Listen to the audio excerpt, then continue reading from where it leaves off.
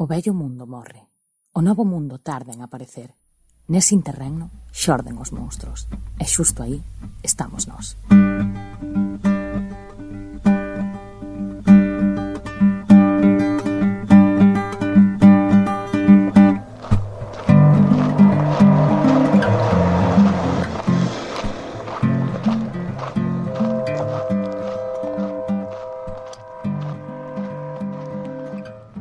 Ola a todas, benvidas a un novo episodio no que quixemos tratar un tema que está moi de actualidade, que está a ser moi mediatizado, e sobre o que nos preocupa o seu tratamento nos medios de comunicación, dende onde creemos que se está a facer unha lectura enganosa, unha lectura alarmista, detrás da cal hai uns intereses, non? Trátase da ocupación, un termo que se emprega moitas veces de xeito oportunista para referirse pois á invasión do domicilio ou a casos de impago de alugueiro, non? E isto que fai é alimentar bulos, proporcionar cifras enganosas, darás e reforzar as propostas feitas dende a dereita e dende a extrema dereita para a posta en marcha dunha lei antiocupa que viría a reforzar a lei de desahucio exprés xa vixente, e todo isto ocorre pois no contexto da actualidade que estamos a vivir, non? Que evoca pois unha crise inevitable. É un pouco ca idea de contrarrestar este discurso que se está creando, quixemos aproximarnos a un proxecto que non ten absolutamente nada que ver co que atopamos neses medios de comunicación, neses mass media. Trátase de Recaleor, un barrio ocupado en Vitoria-Gasteiz dende o ano 2013 e que conta hoxe con máis dun 100 de habitantes que atoparon aí pois unha alternativa habitacional, non? Imos falar con dúas delas, con Aisea e con Álvaro, este último, por certo, un galego emigrado ao País Vasco. Moi boas, compañeiras, benvidas. Hola, boas, graciñas por convidarnos. Y nosotros eso, venimos a hablar un pouco de Recaleor y bueno, a ver. Veña, pois vamos alá. Entón, para comezar, quixéramos preguntarvos sobre as orixes de Recaleor como barrio ocupa. Sabemos que no momento no que se produce a primeira ocupación, Recaleor era un barrio que estaba prácticamente deshabitado, tiña sido vítima da especulación inmobiliaria, entón, pois con ese pano de fondo, levase a cabo a primeira ocupación por parte duns estudantes universitarios, non? Cando isto acontece, cal foi a acollida por parte das veciñas que quedaban no barrio? Por que estes universitarios se deciden a realizar ocupación nese momento e non noutro? Bueno, pues teniendo en cuenta un poco el contexto de esos años, las huelgas generales, la subida de alquileres, que mucha gente de Euskal Herria venía a Gasteiz a estudiar, en las unis se empezó a dar el debate sobre la problemática de la vivienda. Y un poco para solucionar ese problema y en contra de, o sea, con un discurso en contra de la especulación de la vivienda, empezaron a buscar algún espacio para ocupar y vivir allí. Y es entonces cuando se encontraron con el barrio de Recaleor, que por el momento seguía viviendo gente aquí, pero ya se empezaba a notar que estaba bastante abandonado. Sí, de feito, nese momento quedaban 10 familias das propietarias, non? Encontrábanse tamén en resistencias as familias, sometidas a un bullying inmobiliario, e bueno, como nese momento empezan a xente que comeza o proxecto, non? Empeza a traballar cos veciños, e desta forma consiguen que un dos veciños xa cansado de resistir, decide que non pode máis, que vai aceptar unha das vivendas que se lle ofrecen e dalle as chaves a estas 10 persoas que comezan o proxecto. Y entonces así pues les da las llaves del bloque 26 y entonces cuando entran estas personas a vivir ya en el Recaleor empiezan a hacer cada vez más vida con los vecinos y siempre han contado que ha habido muy buena relación con ellos. Han preparado alguna comida, luego también han hecho memoria histórica a raíz de lo que pasó el 3 de marzo. Sí, como todos os anos, non? Faise un homenaxe polo 3 de marzo, suele vir a irmán de Romualdo, incluso escoítanse algúns comentarios, non? De antiguas veciñas que pasan polo barrio e comentan que joder, que é unha pena que non chegáramos antes para poder igual axudarles nese momento de resistencia, ou que igual non terían podido resistir e non marchar do barrio no seu momento, non? Sí, y las vecinas que vivían antes aquí han seguido viniendo a visitar el barrio, a ver lo que hacemos, han formado parte de cosas que hemos hecho, que hemos organizado, y yo creo que siempre ha habido muy buena relación, ¿no? Sí, sí, sí. Xa que mencionachedes a Romualdo Garroso, iba vos preguntar como se mantén o proxecto dende o ano 2013, pero xa chegaremos aí, non? Porque en realidad Recaleor é un barrio que ten moitísimo máis historia detrás, é un barrio que se crea nos anos da industrialización franquista e que foi escenario do movimento obreiro para pasar despois polo abandono. Cando nace exactamente e como evoluciona ata ese momento no que é ocupado? Recaleor fue construida de 1959 a 1960 para trabajadores, sobre todo trabajadores que vinieron de Andalucía y de Extremadura. Y bueno, a nivel de Gasteiz también es verdad que se crearon otros barrios con el mismo fin. Y en aquellos años entraron a vivir 1.200 personas. En los años 60 es cuando los trabajadores que vivían aquí construían un cine, un bar, tiendas diferentes y con esto se consiguió que se creara mucha comunidad. Entonces, en los años 70, con el movimiento obrero y cuando fue cogiendo fuerza este movimiento obrero, empezaron todas las huelgas y los obreros de Recaleor empezaron a formar parte de estas huelgas. Entonces es aquí cuando en el 76, el 3 de marzo, en la huelga que hubo en Vitoria, murieron 5 trabajadores y de estos 5 trabajadores uno era de Recaleor, Romualdo Barroso. Y bueno, pues la gente de aquí comenta que esos años hubo mucha solidaridad porque todo el mundo conocía a Romualdo, era un vecino del barrio. Ya en los años 80 hubo un relevo generacional y a lo que se le llama la segunda generación, que lo que pasó fue que entró gente nueva al barrio y la gente que vivía aquí ya era más mayor y, por ejemplo, pues no había ascensores, entonces tenían más problemas y esta gente se movió al centro. Entonces, esta comunidad que hemos hablado antes fue poco a poco perdiendo fuerza. Entonces, en el 2000, con la burbuja, con el boom inmobiliario, en el Ensanche 21 hizo un plan urbanístico para crear alrededor de Gasteiz viviendas para gente que tenía mayor capacidad adquisitiva. Y aquí fue cuando se creó un nuevo proyecto para derrumbar el Recaleor y construir nuevas viviendas. Fueron poco a poco expropiando a la gente de Recaleor y aquí se creó la plataforma de afectados de Recaleor. Pero bueno, aún así el ayuntamiento fue poco a poco tapiando casas, quitando, pues por ejemplo, el autobús que llegaba a Recaleor y empezó el proceso de estigmatización diciendo que Recaleor no era seguro. Pero en el 2008 la burbuja inmobiliaria estalló y el proyecto que tenían en el Recaleor no siguió adelante. Entonces ya en el 2012 es cuando en las universidades unos jóvenes empiezan a reflexionar sobre la problemática de la vivienda y pues se encontraron con el Recaleor. E aí nacería, non? Esa primeira ocupación que empeza cun proxecto que dura ata hoxe, non? Dende 2013, son 7 anos de resistencia. Como é iso?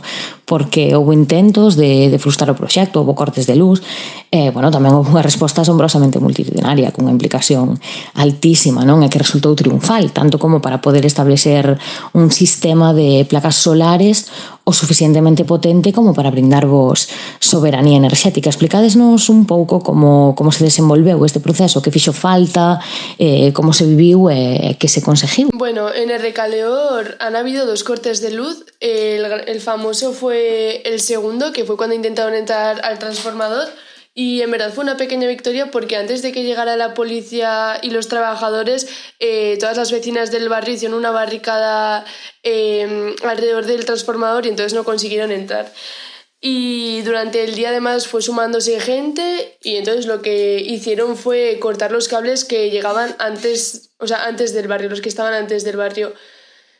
Entonces ya después de eso, el 3 de junio se hizo una mani nacional con el lema de Guk Argi Daukagu. Que ten tamén, bueno, un lema bastante ben buscado, porque a vez nos témolo claro, temos luz. A palabra argi ten os dous significados.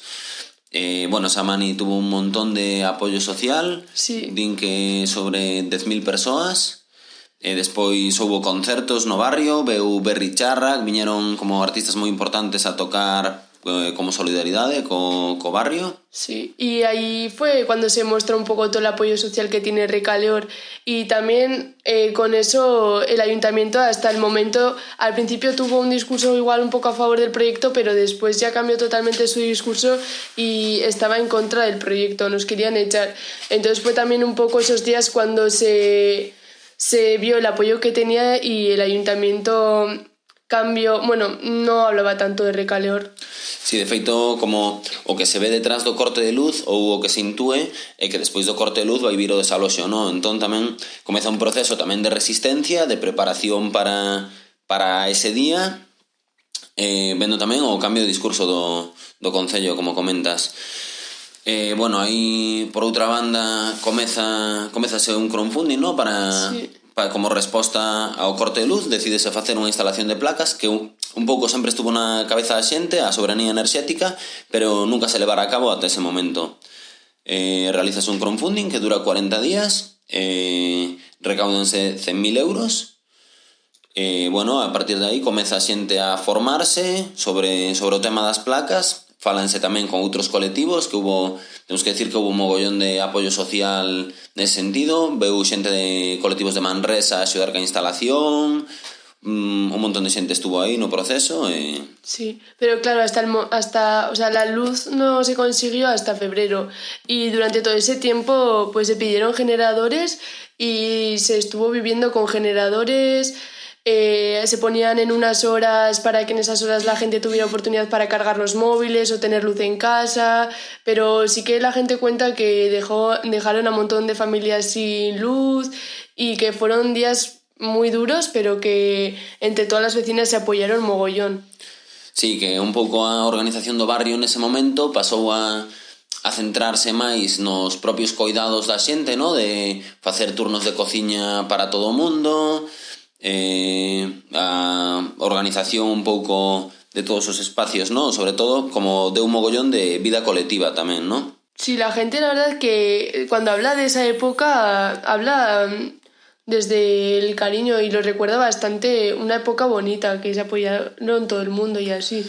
Sí, tamén hubo algunhas accións bastante bonitas igual para visibilizar o conflito tal, por exemplo, cando como resposta ao corte de luz a xente quedouse sin duchas quentes e tal, contan que iba todo o mundo aos centros cívicos, igual unha fila de 30 persoas á porta do centro cívico da cidade, cas toallas, incluso con gorros de piscina, ou para visibilizar un pouco a cousa, non? Y bueno, ya en febrero se consiguió poner la luz en el barrio. Y a partir de allí había luz en el barrio, pero o sea, la luz que ha llegado siempre se ha utilizado o para cargar las cosas en la casa, o sea, móviles, ordenadores y así, o para tener luz, pero por ejemplo, cosas que creen calor así no se pueden tener porque no producen tanta energía. Sí, consumen demasiado e se nos gastan demasiado rápido as baterías. Un pouco temos que decir que non é verdade o de que temos soberanía enerxética, en realidad o que temos é soberanía eléctrica. Eléctricamente si funcionamos con placas, pero despois pois quentámonos con leña, cociñamos con gas, un pouco así, non? É verdad que vivimos con placas solares, pero a realidade é un pouco máis complexa que eso. Y luego también algunos días en invierno, si no sale el sol, se nos acaba la energía a las 8 de la tarde o lo que sea. Sí, non pasa moitas veces, pero sí pode pasar. É un pouco así a instalación, non? Logo, por outro lado, ademais desa soberanía eléctrica, que non enerxética, sabemos que contades tamén con infraestructuras que vos dan autosuficiencia tamén noutros aspectos, non? Por exemplo, pois para os coidados, para o estudo, para a alimentación, con toda a creación desas hortas ecolóxicas na entorna. Entón, todo isto, como funciona exactamente? Quen o organiza? Quen se pode beneficiar disto? Bueno, es verdad que la organización del barrio siempre ha estado cambiando según las necesidades del barrio y sí que pues con lo del corte de luz, como ya hemos comentado, pues había una organización y eso siempre ha estado cambiando. Y ahora lo que es, nos organizamos, siempre está la asamblea, que es donde se decide todo. Después están los grupos de trabajo, que son economía, cultura, comunicación, Ongi Etorri. Ongi Etorri se encarga de darle la bienvenida a la gente nueva que entra al barrio.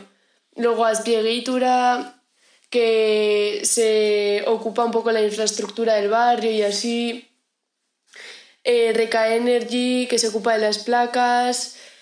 Y yo creo que son esos, ¿no? Los grupos de trabajo. Sí, estaría tamén a Baracha, a Horta, que, bueno, xestionaría parte da horta comunitaria, porque, bueno, agora mesmo cambiouse, tamén existen hortas de uso individual. Eses serían un pouco os lantaldes, os grupos de traballo que consideramos fundamentais para o correcto funcionamento do barrio. Entón, deses grupos de traballo tamén reúnese un ou unha representante de cada grupo de traballo unha vez semanal nun espacio de coordinación. Ese espacio de coordinación sería responsable de pois iso, facer a coordinación entre os distintos grupos de traballo, a vez que facer un pequeno análisis coyuntural do barrio, de como está, de que está pasando con Gasteiz, cos colectivos, un pouco eso, e preparar as asambleas, non, nas que se decide todo. Y luego también, por otro lado, hay otros grupos de trabajo que se han creado más desde la motivación. Por un lado está Mushutuk Denda, que ahí hay ropa para coger quien quiera y dejar lo que quieras. Luego está serigrafía, imprenta, que ahora también en imprenta han creado una editorial. Boxeo, bueno, que entra en el gimnasio, y preso en Taldea, para hacer un trabajo con los presos de Euskal Herria. Sí, bueno, está tamén Recalarre, ¿no? O grupo de mulleres, está tamén o grupo de homes, un novo grupo de Arrera que está dando un pouco o debate das entradas da xente do barrio, en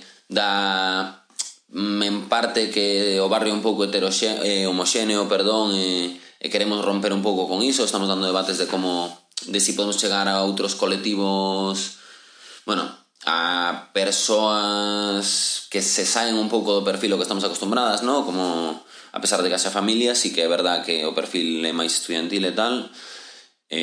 A bicicleta, o taller de bicicletas tamén é un grupo que, bueno, pois que abre o taller todos os venres á tarde para que veña xente de Gasteiz e do barrio a arreglar as súas bicicletas. Luego está Recatucada, que es la batucada del barrio, y la ludoteca para los críos tamén del barrio, bueno, e los que non son del barrio. Sí, despois en canto a que espazos temos ou que xestionamos, pois no barrio teríamos un frontón, un guisarteche que sería o centro social do barrio, no que se encontra unha cociña común bastante grande, a imprenta, unha biblioteca, está aí a ludoteca tamén, e unha sala de sofás para facer pois reunións ou o que faga falta. Y también está ahí la panadería, que también es un grupo de trabajo. Y después también está el taller del barrio, donde está todo el material del barrio que lo puede coger quien lo necesite. Al cine, y yo creo que... E o Gasteche, onde facemos normalmente os concertos ou as charlas ou ese tipo de cousas. Un pouco así. Sí. Bueno, en vistas a todo isto que comentades, faise evidente que non se trata dun proxecto temporal, dun proxecto orientado á supervivencia, senón que ten máis que ver cunha maneira de entender o noso paso polo mundo, cunha forma de ser, de estar no mundo, non? E neste sentido, queríamos vos preguntar pois sobre cales son as formas de socialización que proliferan dentro dun proxecto destas características. E comentabas, Álvaro, que se trata dun proxecto homoxéneo que estades agora pois, nun proceso, non, digamos, de apertura. Podedes nos contar un pouquiño máis sobre isto? Como funciona pois, a apertura do proxecto, a xente de fora e tamén esa socialización, esas relacións entre as veciñas que habitades e Recaleor neste momento? Bueno, Isea, igual mellor contesta a ti o de un pouco de socialización e tal, porque xa que estás no grupo de traballo de Benvida a Xente, ¿no? Sí, bueno, yo participo en el grupo de trabajo de Ongi Etorri, que un poco, bueno, en Ongi Etorri nos encargamos de darle la bienvenida a la gente que entra al barrio, porque al fin y al cabo sí que es un barrio abierto a todo el mundo, pero también tiene sus líneas rojas, como pues no puede entrar gente racista, gente machista, trapicheros, y para controlar eso hay un proceso que es bilateral. Por una parte, el barrio conoce a la gente que quiere entrar y la gente conoce al barrio. Y luego sí que a raíz de eso, sin querer, se ha ido creando un perfil muy concreto. Sí que mayoritariamente somos gente joven, muchos vascos, muy concreto es el perfil. O sea, sí que dentro de eso hay mucha diversidad, porque hay familias y así que viven en el Recaleor, pero eso.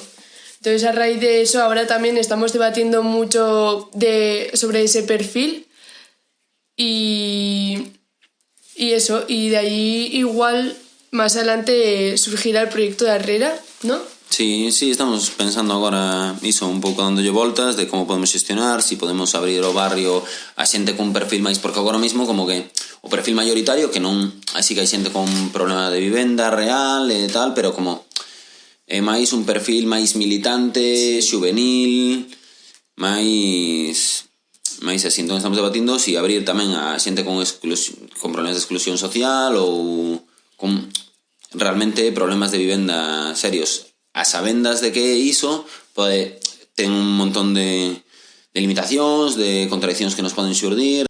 Como o perfil pode non ser tan militante, pode o proxecto perder forza ou tal, pero por outra parte como a labor social que pode crear eso pode ser grande. Entón, pois bueno, estamos un pouco debatindo sobre eso, ¿no? Y luego, en cuanto a lo que has comentado de la comunidad y cómo vivimos, es verdad que en el Recaleor hay grupos de afinidad, pues gente que sea mejor, pero sí que yo creo que hay mucha comunidad.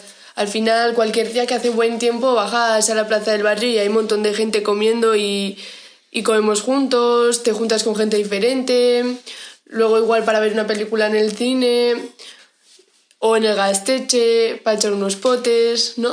Sí que se nota mogollón. É dicir, é verdad o que comentas que sí que existen grupos de afinidade, igual é normal, un barrio tan grande tamén, ao final, pois xuntas, non te podes xuntar con todo o mundo sempre, pero claro. sí que nos espacios comuns xuntámonos con todo o mundo, falamos entre nós, creo que nos coidamos mogollón tamén uns a outras. De feito, por exemplo, agora co confinamento, no? Xurdiu como unha rede de coidado para a xente, no momento en que alguén tiña que estar confinado ou en cuarentena ou o que fose, pois organizábamos entre todo o barrio para facerlle esas compras, para estar aí, ¿no? Intentar que todas as súas necesidades estuveran cubertas a modo de barrio e non tanto a nivel de relacións persoais. Luego también es verdad que al final somos tanta gente y hay tanta diversidad y tantas ideas diferentes que sí que entre nosotros se han creado conflictos. Pero bueno, yo creo que también muchas veces hemos sabido darle una solución. Sí, un pouco tamén estamos aprendendo, ¿no? A convivir así entre nós, estamos intentando crear cousas novas, é normal que xurdan problemas e tal, pero eu creo que si eu tamén me quedaría un pouco con eso, ¿no? De cada vez que xurde un conflicto un pouco importante, ¿no? De diferencias ideolóxicas ou tal, sempre xurde tamén á vez un grupo que intenta dinamizar ese conflito, que intenta leválo levalo a un estadio no que nos podamos entender todas e poder chegar a consenso. Seguindo un pouco nesta liña, crees que existe unha sinerxia de cara á construción duns valores sociais diferentes? Especialmente en cuestións como as relacionadas co xénero ou cas formas de relacionarse co medio ambiente, que serían dúas das grandes preocupacións dos movementos sociais actuais, non? Do feminismo e do ecoloxismo. Credes que esas demandas, esas preocupacións que presenta parte da sociedade toman forma de algún xeito en Recaleor? Bueno, pues en cuanto al feminismo, es verdad que Recaleor nunca ha sido una isla dentro del sistema y que por ello también aquí han pasado diferentes agresiones. Entonces, pues a partir de la primera agresión que pasó aquí, se juntó un grupo de mujeres del barrio para hacerle frente a esto y crear una autodefensa, y de ahí también se creó un protocolo, pero también es verdad que este protocolo nunca dio su fruto del todo.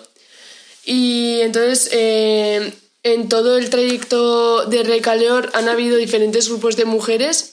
Estuvo el RKMEAC, luego el Marco de Mujeres y ahora ya el Recalarre, que es el que está hoy en día.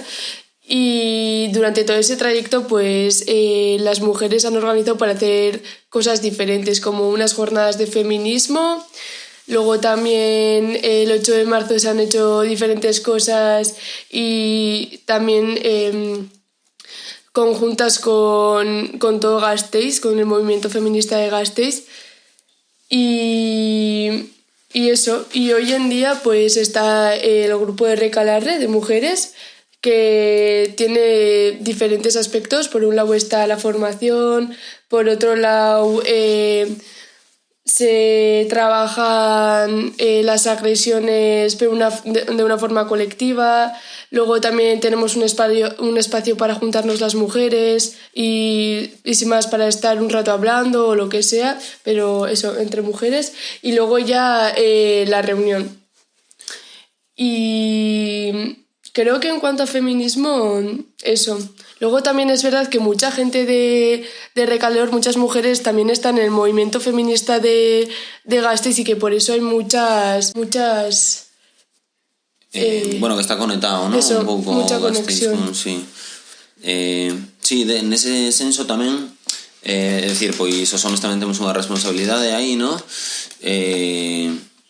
Un pouco tamén hai, agora mesmo hai 2 grupos de homes distintos en Recaleor, que un deles xa era como propio ou oficial do barrio, por decirlo así, que leva bastante tempo, pero está un pouco de capa caída ata a última agresión que houbo, no que empezouselle a meter un pouco máis de caña.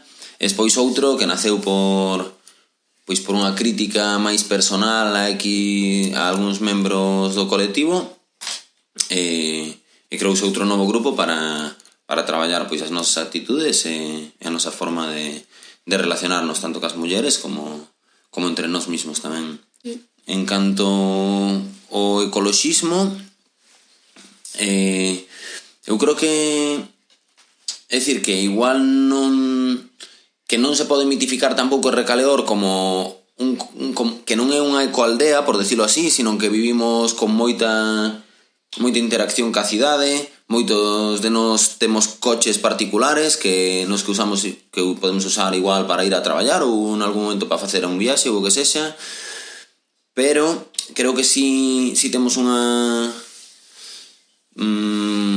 conciencia ecolóxica bastante forte, si entendemos o ecoloxismo tamén como que debe ir da man do crecimento, ¿no?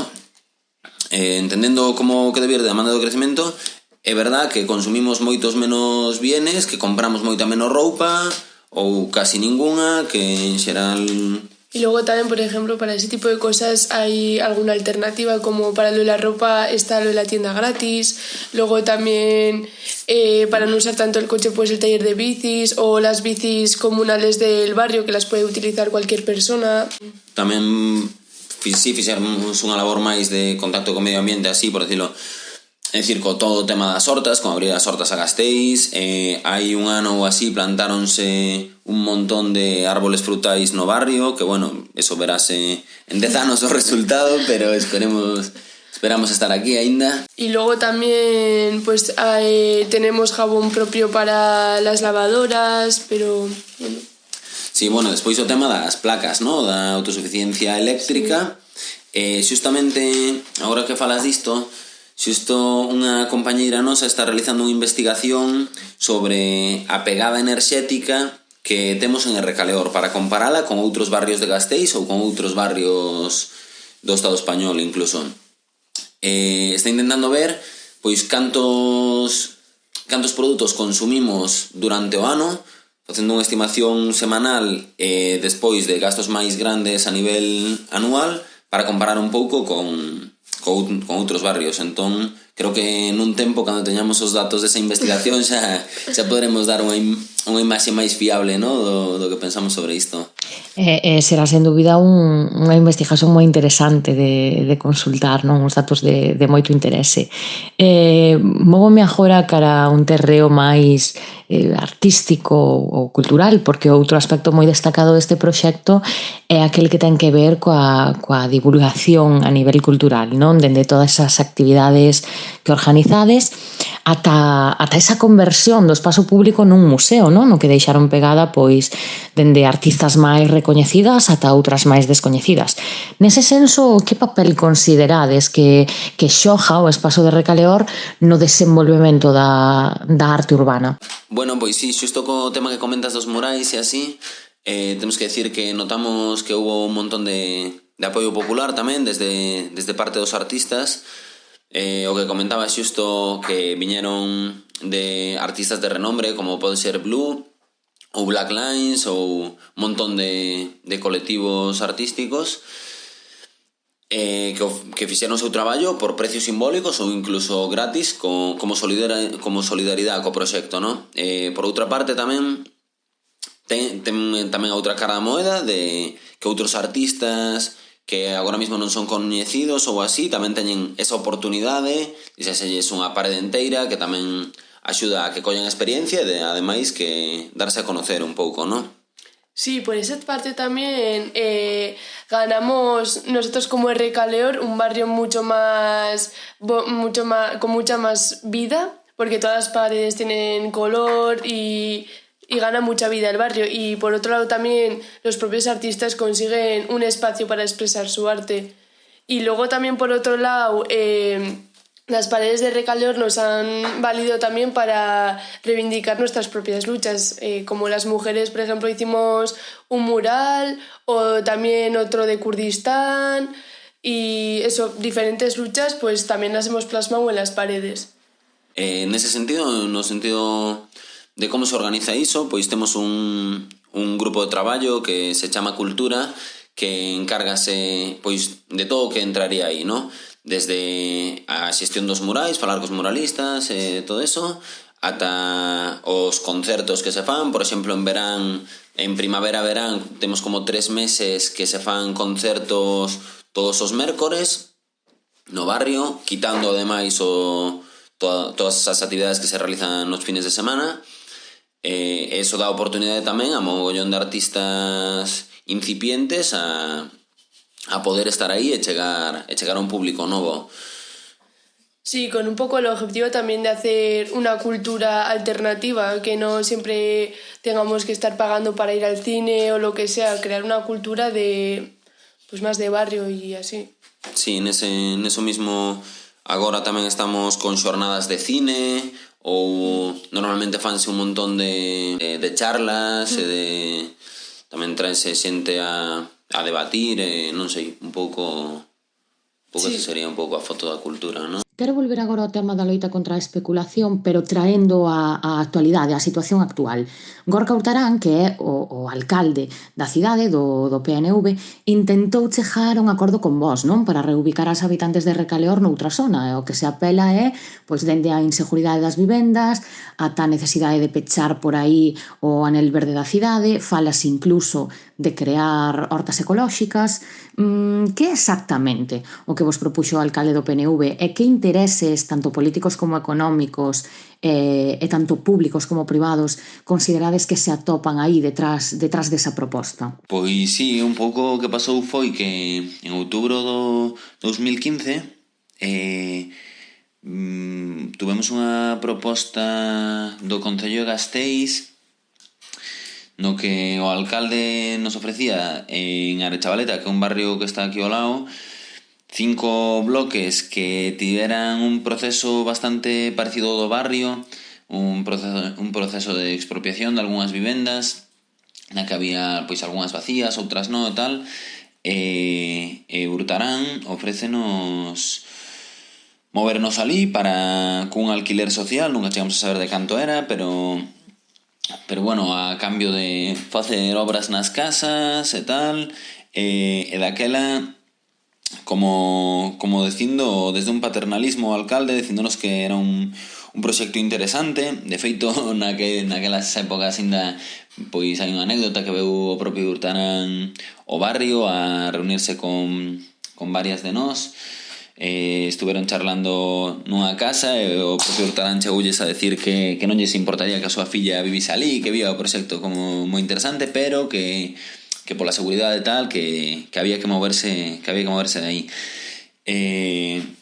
Un pouco eso o que decían era que pois o que ti comentabas, ¿no? Que se quería cerrar o anillo verde e facer hortas ecolóxicas onde nós temos as nosas hortas. Entón, pois, bueno, desde Recalor decidese que no, que o espazo era super importante, porque aquí hai un montón de infraestructura, ¿no? De espacios comuns, de hortas, de un montón de cousas que non había noutro lado, e dáselle as gracias ao Concello pola súa proposta, por intentar quitar esas vivendas do mercado e ofrecerllas a quen tiña necesidade de vivenda, pero que como nós xa temos as necesidades de vivenda suplidas porque vivimos en Recaleor, pois instamos ao Concello a seguir con ese bo plan e ofrecer esas vivendas a xente que realmente as necesite. Bueno, en canto aos intereses, pois eu creo que un pouco o mismo que leva pasando en Recalor desde entón, ¿no? Como intentar liberar este espazo que molesta as institucións e que molesta en todos os sentidos, ademais de que, bueno, a pesar de que saíra mal o pelotazo urbanístico do 2002, siguen querendo, bueno, un espazo a ampliar en Gasteiz, e pode ser un espazo importante de inversións ou que sexa, pero eu creo que ten gran importancia o desfacer o proxecto de Recaleor Visíric dunha forma un pouco escondida, un pouco por detrás. Xa para ir rematando, quixera preguntarvos sobre os ánimos, sobre as reflexións, os pensamentos que poden estar xurdindo entre vós ante este acoso e derribo sistemático que carga contra o movimento Ocupa na prensa nestes últimos meses, especialmente. Estámonos preparando para outra gran crise da vivenda e como proxecto Ocupa triunfal que sodes, cales considerades que foron os aspectos máis importantes para esa resistencia? Bueno, pois xusto que comentas isto da criminalización da ocupación dos medios, creo que en realidad como Recaleor non temos un análise definido, consensuado por todas, pero fixemos unhas xornadas hai pouco. Eu personalmente quedaríame co análisis que se fixo aí. Isto falaba dun análisis en 4 claves sobre esta criminalización. Unha sería unha clave de clase, no que as clases dominantes están intentando crear conciencia de clase media, é dicir, poñer a clase media contra os máis pobres aínda. Unha segunda clave sería unha clave racista e xenófoba, xa que vemos que nos medios cada vez que aparece un caso de ocupación ou tal sempre se lle pon o adxetivo o ocupa, pois o ocupa xitano, o ocupa rumano, é dicir, sempre se busca darlle ese toque xenófobo aínda por riba. Unha terceira clave a nivel político que creemos que pode ser intentar legitimar unha nova lei a futuro máis dura represivamente contra a ocupación. E unha cuarta clave sería a nivel analítico, Pois que defendería un posicionamento político estratégico frente a crisis que parece que se ven agora, ¿no? Que xa está aquí, pero que vai ser moito peor nos meses. Bueno, como deberíamos responder ante iso? Creo que de dúas formas, unha defensiva e unha ofensiva. A defensiva iría vinculada á colectivización dos problemas individuais e a ofensiva máis a liberar espazos controlados agora mesmo por grandes organizacións, ¿no? Como bancos, fondos de inversión, institucións públicas.